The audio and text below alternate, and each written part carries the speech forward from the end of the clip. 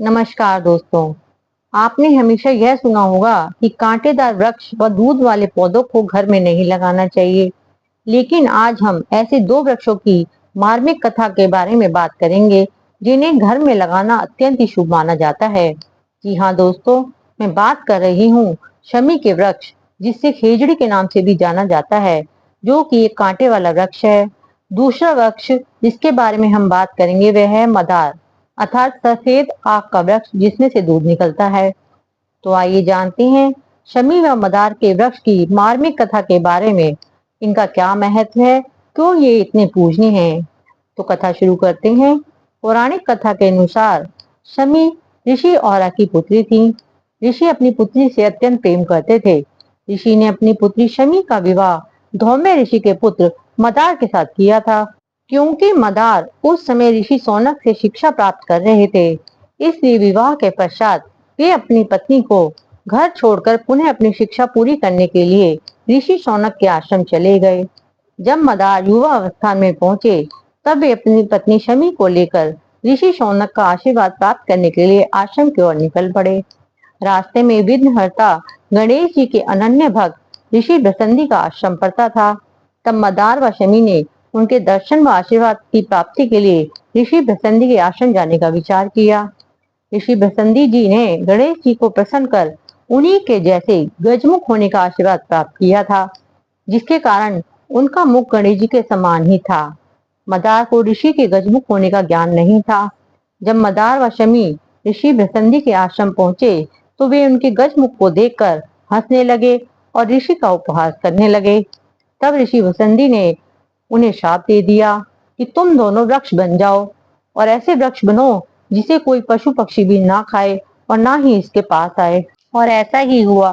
मदार ऐसा वृक्ष बना जिसकी पत्तियां कोई भी नहीं खा सकता, और देवी शमी ऐसा वृक्ष बनी जिसमें कांटों की अधिकता थी। इसके कारण कोई भी पक्षी उसमें आश्रय नहीं लेता था।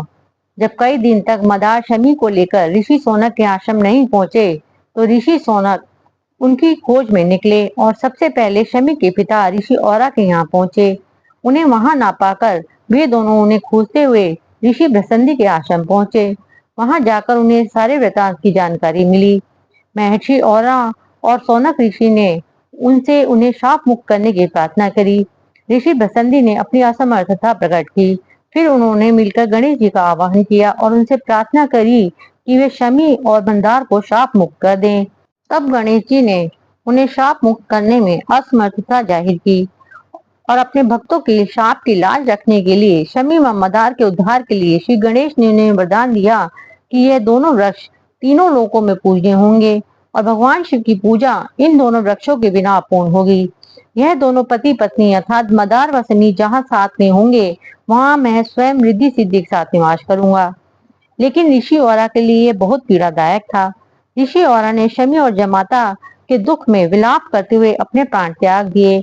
इन महान ऋषि का तेज शमी के तने में अग्नि रूप में समाहित हो गया।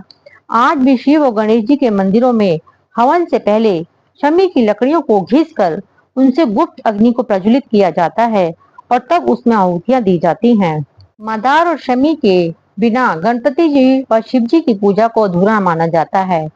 आज भी सफेद मदार के वृक्ष की जड़ में 21 वर्ष के बाद जड़ का आकार गणेश जी का स्वरूप ले लेती है।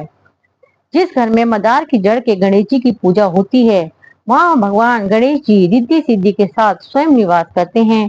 उस घर में कभी भी अकाल मृत्यु नहीं होती। भगवान राम के द्वारा आश्विन मास की 10वीं तिथि के दिन अर्थात दशहरे के दिन शमी वृक्ष की पूजा के पश्चात ही लंका पर रामचंद्र जी ने विजय प्राप्त की थी। इसलिए दशहरे के दिन शमी वृक्ष का बहुत महत्व है।